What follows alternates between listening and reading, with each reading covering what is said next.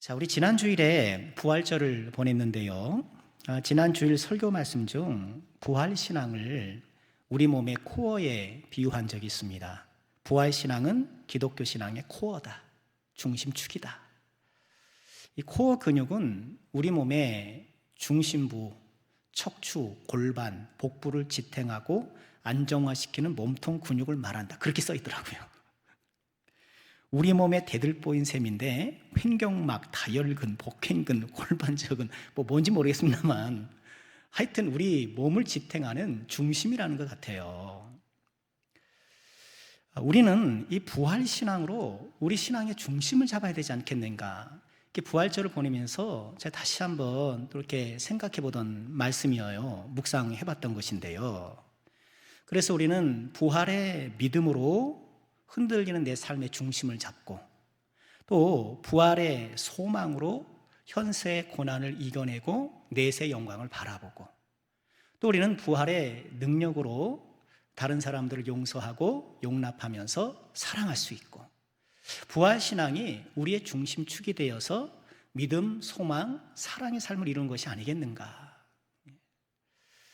코어 근육을 꾸준히 단련해야 되는 것처럼 부활신앙이 다만 부활절 시즌에만 아이고 우리 주님 돌아가셨네, 아이고 부활하셨네 그때만 반짝이는 것이 아니라 우리 신앙의 중심축으로 자리 잡아서 근간으로 자리 잡아서 기본으로 자리 잡아서 같은 얘기일 텐데요.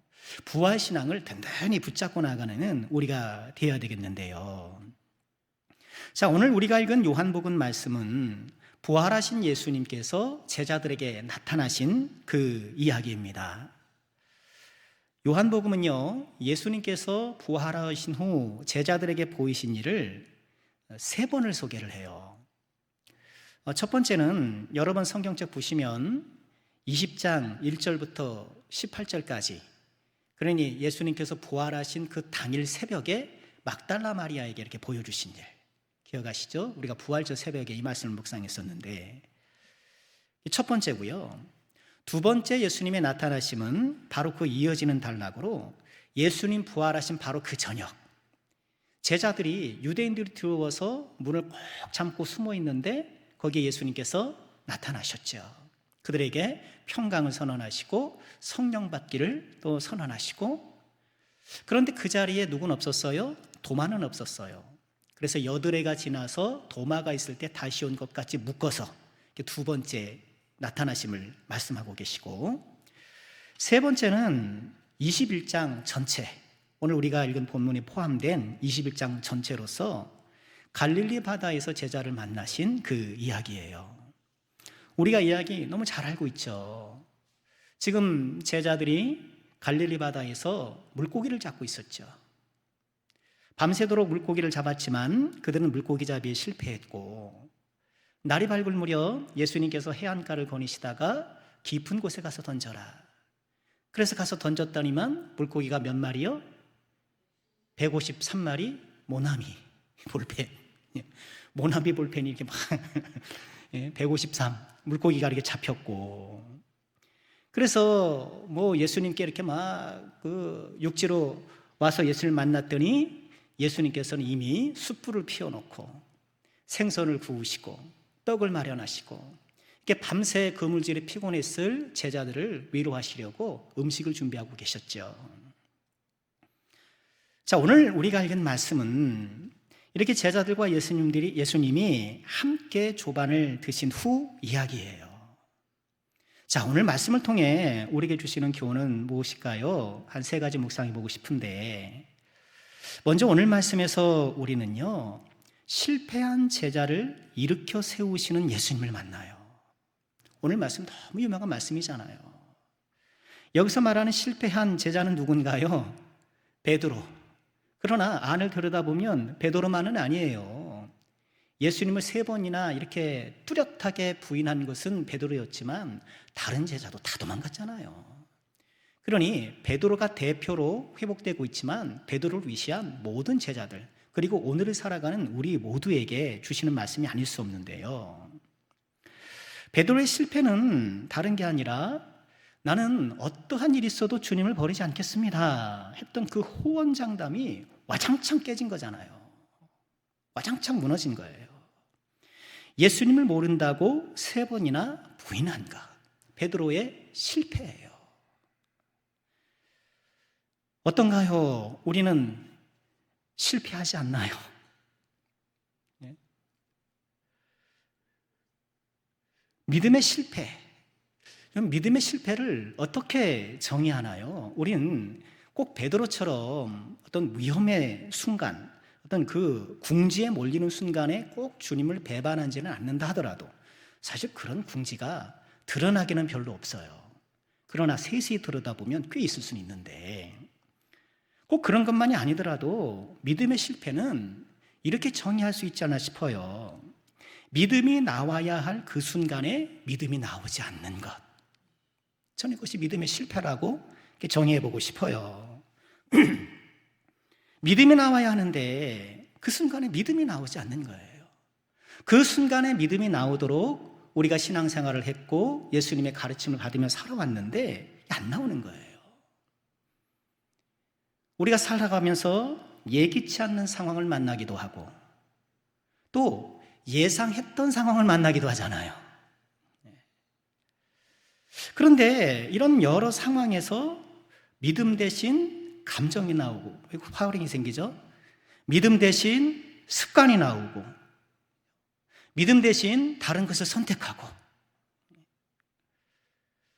믿음이 나와야 할 그 순간에 믿음이 나오지 않는 것, 선택의 순간에 믿음의 선택을 하지 못하는 것, 해석의 순간에 믿음의 해석을 하지 못하는 것.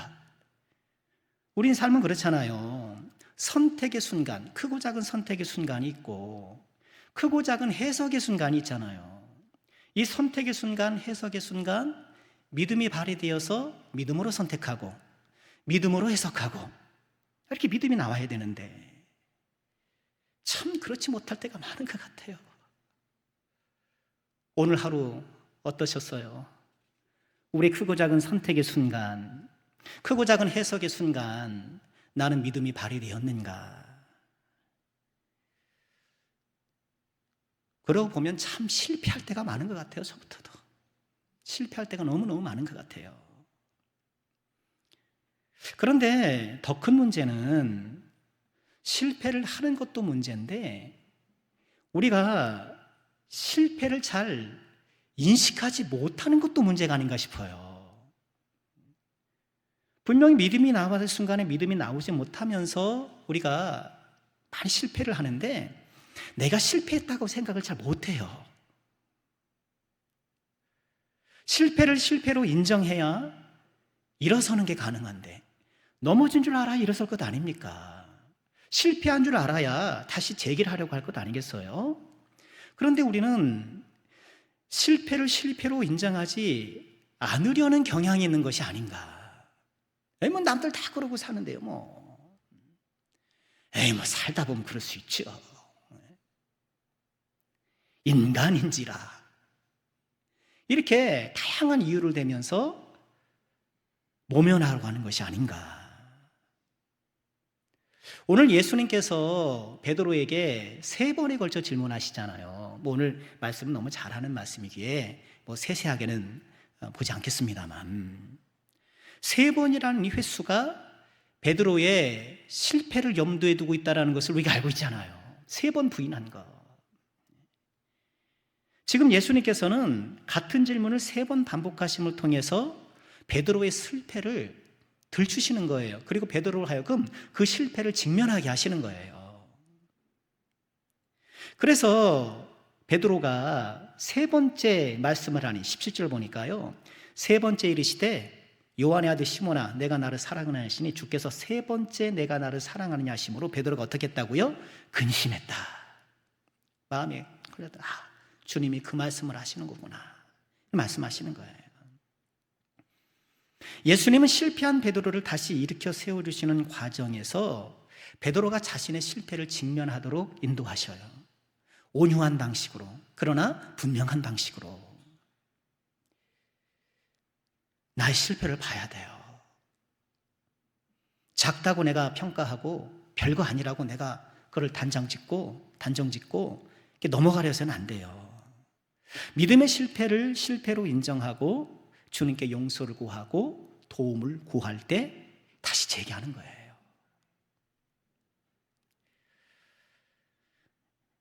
예수님은 베드로로 하여금 자신의 실패를 직면하게 하신 후에 그를 다시 일으켜 세우시는데, 오늘 말씀 보면 예수님께서 베드로를 일으켜 세우시는 그 말씀이 있어요.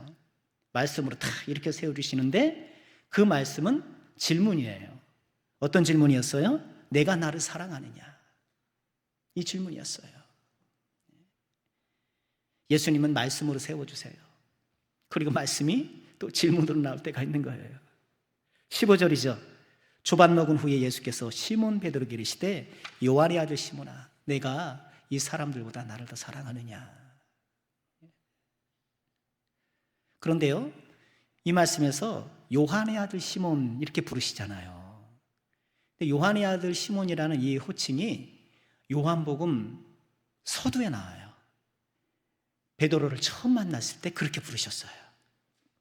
그리고 이제 요한복음 후반에 다시 이 호칭이 등장하는 거예요. 여기서 우리가 묵상해 보는 건 뭐예요?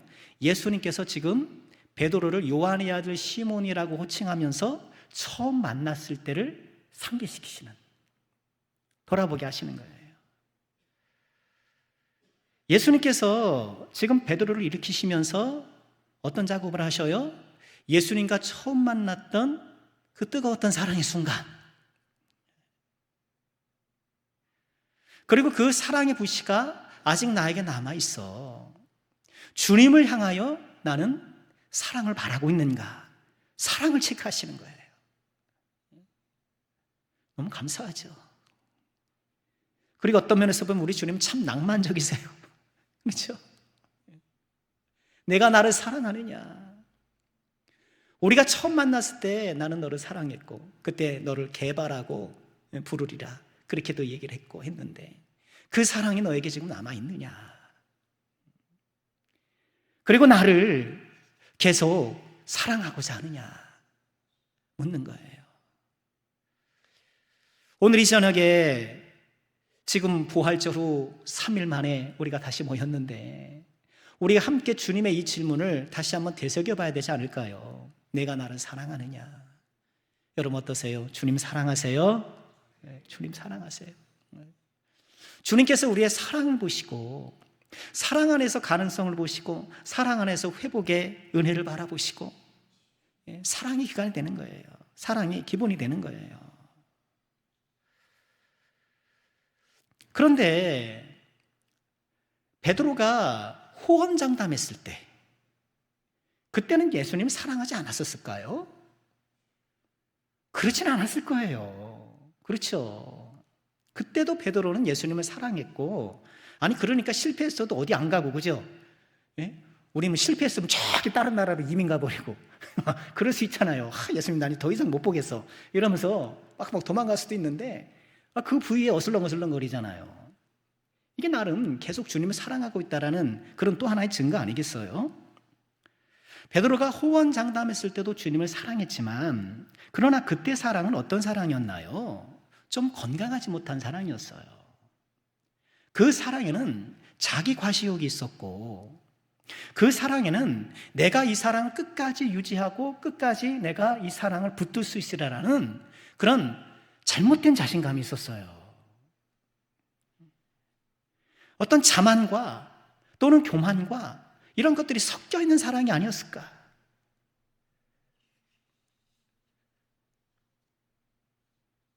그런데 지금 베드로는 달라요. 주님의 그 질문에 뭐라고 대답했나요? 내가 주님을 사랑하는 줄 주께서 아십니다. 그럼요. 여전히 저는 사랑합니다. 우선 목소리부터 작아진 것 같고 자기 사랑에 대해서 만만해하지 않아요. 자신의 사랑을 고백하면서도 그러합니다 라고 고백하면서도 자신의 사랑을 주님께 내려놓고 있어요. 스스로 확신하고 나는 할 수 있다라는 그런 과시와 자만의 사랑이 아니라 지금 나의 사랑이 진실이기는 하나, 그러나 나는 죄인이라서 불완전합니다 하면서 이 사랑조차도 주님께 맡기고 겸손한 사랑을 주님께 고백하고 있는 것. 교만한 사랑은 내가 사랑할 수 있다고 생각을 해요. 그러나 겸손한 사랑은 나의 사랑을 주님께서 붙잡아 줘야 한다고 생각해요. 나의 사랑은 진심이지만 나는 죄인이기에 내 사랑조차라도 주님께서 붙잡아 주셔야 하는 것. 우리 사랑하는 모든 죄종들, 우리 믿음의 여정을 걸어가면서 크고 작은 실패를 할 때가 있을 수 있는데, 그때 다시 한번 우리의 사랑을 돌아보고 주님께서 심어주신 이 사랑을 다시 한번 꽃피우되 겸손히 주님을 사랑함을 통하여서 다시 한번 힘있게 일어서는 우리가 되기를 주의 이름으로 축원합니다. 오늘 말씀에서 두 번째로 묵상해 보고 싶은 것은요, 좀 이렇게 서술해 봤어요. 원하지 아니한 곳으로 가더라도 하나님께 영광. 지금 예수님께서 세 차례의 질문을 통해 베드로를 이렇게 세워주시잖아요. 그리고 이제 두 번째 국면으로 들어서는데, 이제 주님께서는 베드로가 걸어가야 될 그 믿음의 여정에 대해서 잠시 언급을 하셔요. 이렇게 말씀을 하셔요. 우리 18절 같이 한번 읽어볼까요? 시작. 내가 진실로 진실로 내게 이르노니 내가 젊어서는 스스로 띠뛰고 원하는 곳으로 다녔거니와 늙어서는 내 팔을 벌리리니 남이 내게 띠띠우고 원하지 아니하는 곳으로 데려가리라. 젊어서는 띠를 띈다는 게 뭐예요? 이게 관용적 표현이잖아요. 상징적 표현이잖아요. 내가 허리띠를 탁 졸라매고, 그죠? 허리띠를 탁 졸라매고 활동의 편의성을 위해서 허리를 탁 졸라매고 내가 원하는 대로만 갔다는 거예요. 그런데 늙어서는 어떻게 해요? 팔을 벌리고 다른 사람이 띠를, 그저 내 띠 좀 메어다오 해가지고 허리띠를 메고 다른 사람이 끄는 대로 간다는 거예요. 지금 예수님께서는 우리 인생의 어찌 보면 일반적인 모습이잖아요. 다 그렇잖아요. 젊어서는 다 내가 하고 싶은 거 원하는 대로 한다 하더라도 이제 늙었을 때는 그러지 못하니, 이런 인생의 일반적인 모습을 인용하사 베드로의 믿음의 여정이 그럴 거라고 말씀을 하셔요. 이제 내가 띠띠우고 원치 않은 곳으로 갈 것이다. 그리고 이어지는 19절에서는 이 말씀을 이렇게 해설해줘요. 이 말씀을 하시면 베드로가 어떠한 죽음으로 하나님께 영광을 돌릴 것을 가리키심이로라. 이 말씀을 하시고 베드로에게 이르시되 나를 따르라 말씀하시죠. 지금 그 말씀은 앞으로 베드로가 어떻게 죽을 것인가 그것을 암시한 것이다. 말씀을 그렇게 해설을 해요. 그래서요, 성경학자들은 18절에 보면 내 팔을 벌리리니 표현 있잖아요. 내 팔을 벌리리니. 이렇게 팔을 벌리는 게 아마도 십자가의 죽음을 암시하는 것이 아니겠느냐 이렇게 보기도 해요. 팔을 이렇게 벌리니까. 근데 뭐 분명치는 않은 것 같고. 그러나 교회 역사가 증명하는 것은 베드로가 십자가에 거꾸로 못 박혀 죽었다는 것이고요. 본인이 원치 않은 곳으로 끌려가게 되겠지만, 그러나 그 결과는 어떻다고요? 하나님께 영광이더라. 여러분, 이 말씀은 우리가 정말 꼭 붙들어야 될 말씀이 아닌가 싶어요. 정말 꼭 붙들어야 될 말씀이에요. 왜 그래요? 우리 인생 자체가 내 뜻대로 안 될 때가 많잖아요. 그죠? 내 뜻대로 안 될 때가 많단 말이에요. 어때요? 지금껏 살아오시면서 내 뜻대로 잘 풀렸어요? 주여 아버지. 네. 그럴 때도 있었지만 안 그럴 때도 있잖아요. 상황에 밀려서 내 계획이 막 헝클어지고 나름 그냥 야무진 계획을 세워가면서 인생을 탁 운영해 나가려고 하는데 이렇게 막히고 저렇게 틀어지고 막 그러면서 좌충우돌하면서 이렇게 꿈틀꿈틀거리면서 여기까지 온 거잖아요. 부활절을 통해 우리가 다시 한번 마음에 되새겨야 될 것은 무엇인가요? 우리 인생의 참된 행복은 이 세상에서가 아니라는 거예요. 그렇죠. 부활의 소망이 우리에게 보여주는 건 뭔가요? 물론 하나님께서 이 땅을 살아가는 우리들에게 베풀어 주신 은혜와 소망, 또 회복의 은혜, 우리가 이런 것들을 바라보면서 살아가지만, 그러나 우리에게 참된 안식과 참된 복락은 여기가 아니고 저 세상이라는 거예요. 이 세상이 지금 여기서가 아니라 장차 거기서. 우리 믿음은 그거잖아. 우리가 믿음 생활하는 건 뭔가요? 지금 여기서가 아니라 장차 거기서 하나님 주시는 복락을 누리기 위해서 믿음 생활하는 거잖아요. 우리는 이 땅에서 주시는 하나님의 은총을 바라보고 소망하며 또 기도하지만, 그러나 여기서 주어지는 것이 전부가 아니고 우리가 누릴 안식과 우리가 누릴 복락이 남아있다, 우리가 누릴 축복은 남아있다라는 것을 잊지 말아야 돼요. 지난 주일에도 이생망 그 얘기를 드렸는데, 이생망, 이번 생은 망했다. 우리 자녀들이 이렇게 그냥 거친 말을 만들어내요. 헬조선 그러면서, 아니 그래도 이만하면 옛날 임금님보다 우리가 더 잘 먹고 잘 사는데, 이만하면 물론 어렵고 힘들고 뜻대로 안 되는 것 때문에 속상할 때가 있지만 이생망 그럴 필요는 없잖아요. 그런데 또 한편으로 보면 우리 다 우리 인생이 내가 띠띠고 달려가는 게 아니라 누군가 나에게 띠띠우고 끌어가는 것처럼 끌려가는 인생인 걸 보면 꼭 이 생망이 틀린 말만은 아닌 것 같다. 그래서 천국은 꼭 있어야 되고 영생은 꼭 있어야 되고, 여러분 그렇죠? 아니 이 세상이 끝난다면 억울하잖아요. 맨날 일만 하고. 안 억울해요? 아니 이 세상이 끝이라면 얼마나 속상합니까? 감사한 건 뭐예요? 우리 이 세상에서 불만족한 인생을 산다 하더라도 우리를 위해 예비한 부활의 날이 있고 영원한 하나님의 나라가 있고, 그게 우리의 소망이죠.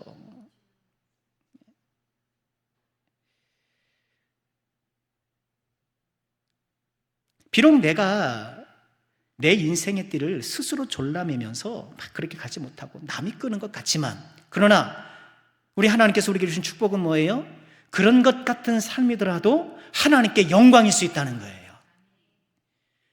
우리는 띠 정도는 내가 딱 졸라매고, 그죠? 내가 힘있게 달려야 하나님께 영광, 그렇게 생각하잖아요. 아니라는 거예요. 내 스스로 띠를 졸라매지 못할 수도 있고 내가 원하는 방향으로 가지 못한다 하더라도 내 인생은 하나님께 영광이 될 수 있다. 어떻게 해요? 그 방법을 주님께서 말씀하셔요. 뭔가요? 나를 따르라. 나를 따르라는 거예요. 19절 하반절 다시 보실까요? 이 말씀을 하시고 베드로에게 이르시되 나를 따라라, 나를 따르라 말씀하셔요.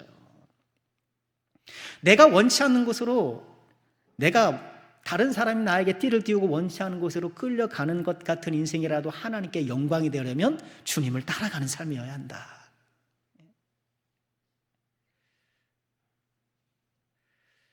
우리 사랑하는 모든 죄종들, 우리가 부활절 지나고 또 부활의 주간을 보내고 있는데 정말 하나님께 영광이 되는 인생을 살아보기를 정말 소망하고 다짐하길 주의 이름으로 축원합니다. 또 사는 거 아니잖아요. 또 사시겠어요?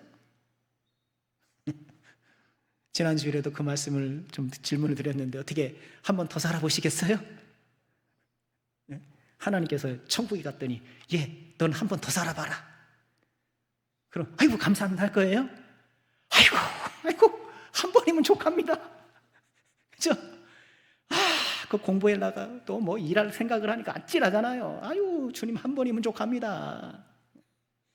다 손살이 치지 않겠어요? 한 번뿐인 인생 정말 주님께 기쁨이 되고 하나님께 영광이 되는 그런 삶을 살기로 우리가 정말 소망하고, 우리가 나름아 그런 소망이 왜 없겠어요? 근데 이 세상에 살다 보니까 그 소망이 막 나도 모르게 막 흩어지고 막 흐려지고 막 그럴 때가 있잖아요. 그럴 때마다 다시 한번 이렇게 주워 모아서 다시 한번 다듬어서 그렇지, 내가 하나님께 영광이 되는 삶을 살아야지. 한 번뿐인 인생, 정말 하나님 만났을 때, 주님 만났을 때 칭찬되는 그런 삶을 살아야지. 우리가 다시 한번 마음에 다짐하고 또 소망해야 되지 않을까요?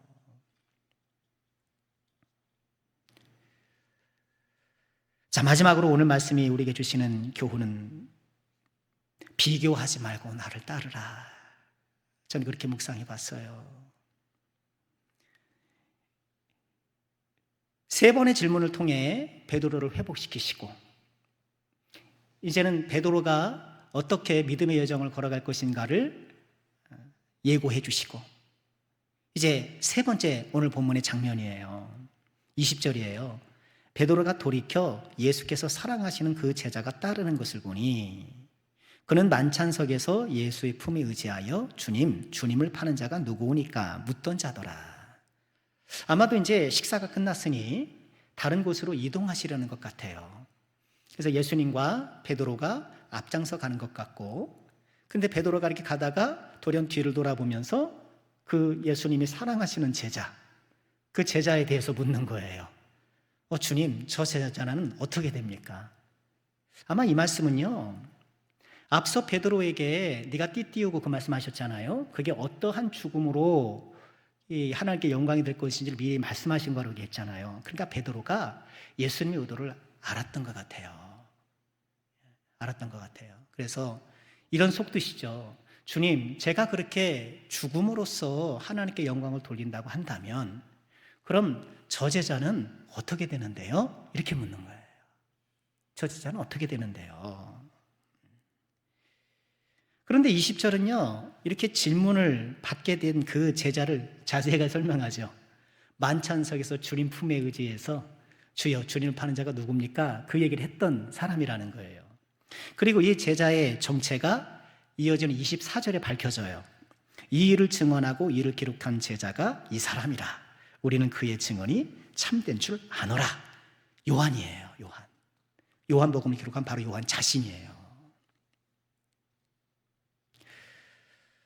21절 말씀 보실까요? 이에 베드로가 그를 보고 예수께 여짜오되 주님, 이 사람은 어떻게 되겠사옵니까? 아이고, 이제 나오네요. 예. 이 사람은 어떻게 되겠습니까? 이렇게 질문하는 거예요. 그러자 예수님께서 이렇게 말씀하시죠. 22절입니다. 예수께서 이르시되 내가 올 때까지 그를 머물게 하고자 할지라도 내게 무슨 상관이냐? 너는 나를 따르라. 너는 죽음으로 하나님께 영광을 돌리고 이 제자는 내가 다시 올 때까지 살아있다 한들 그게 너랑 무슨 상관이냐? 이렇게 말씀을 하시는 거예요. 여기서 우리가 다시 묵상하게 되는 건 뭐예요? 말씀드린 것처럼 주님을 따름에 있어서 우리가 경계해야 될 것 가운데 하나가 비교의식이라는 거예요. 비교의식. 다른 사람과 나를 비교하는 것. 또 우리 교회 안에서 다른 직분자와 나의 직분자를 나를 비교하는 거예요. 여러분, 이런 거 좀 하지 말아야 돼요. 우리 신앙생활 하다 보면 그렇게 나도 모르게 자꾸 비교하게 되잖아요. 좋은 비교보다도 좀 나쁜 비교를 할 때가 있잖아요. 그럴 필요 없어요. 다른 사람이 어떠하든 나에게 주어진 직분과 사역에 충성하면 되는 거예요. 충성하면 되는 거예요.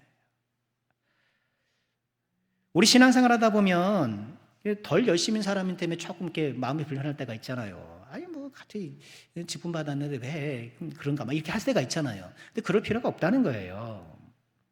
왜요? 직분을 맡겨준 분은 그분이 아니잖아요.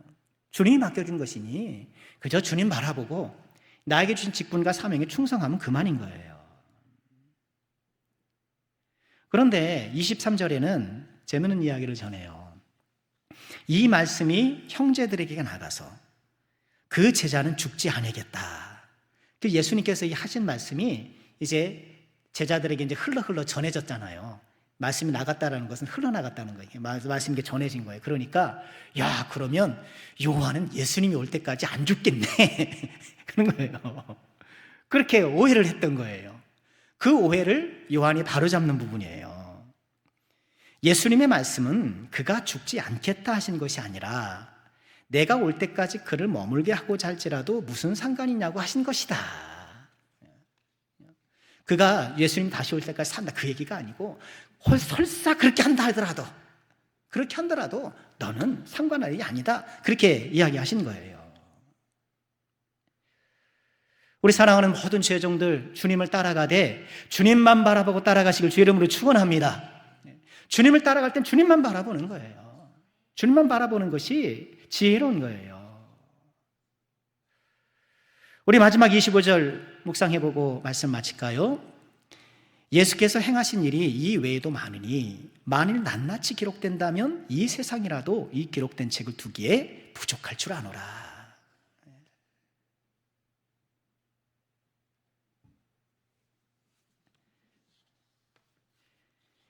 근데 이 25절의 말씀은요, 요한복음의 마무리이기도 하면서 복음서의 마무리예요. 그렇죠. 사복음서가 끝나고 이제 사도행전으로 넘어가잖아요. 요한복음의 마지막이면서 복음서의 마지막인데 예수님께서 행하신 일이 이외에도 너무너무 많다는 거예요. 그리고 그것을 낱낱이 기록한다면 이 세상이라도 어디 둘 데가 없다는 거예요. 그럼 당연히 그냥 과장법적인 표현이죠. 기록할 수도 없을 뿐더러.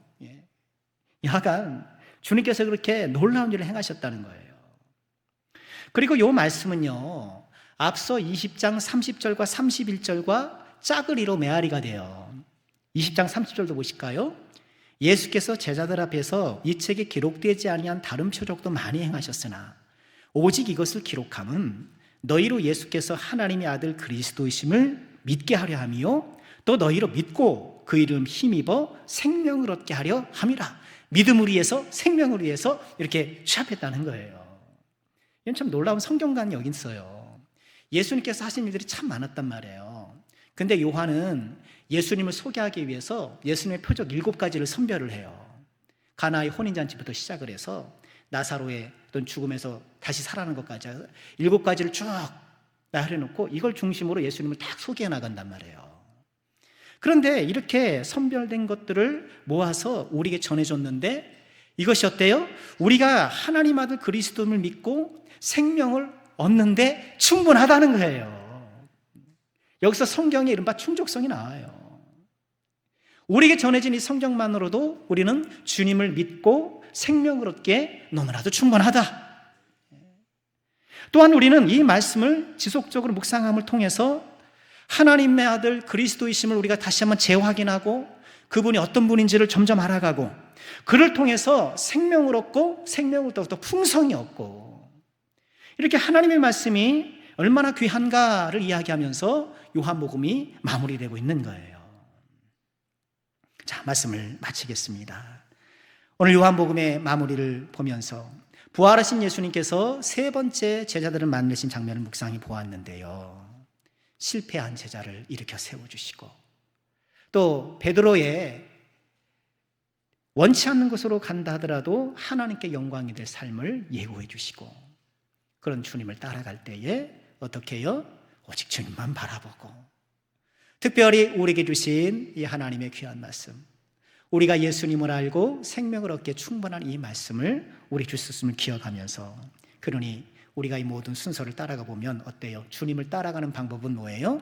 이 말씀 붙잡고 따라가는 거예요. 이 말씀을 따라가는 거예요. 우리 가운데 이런 은혜가 가득하기를 주 이름으로 축원합니다.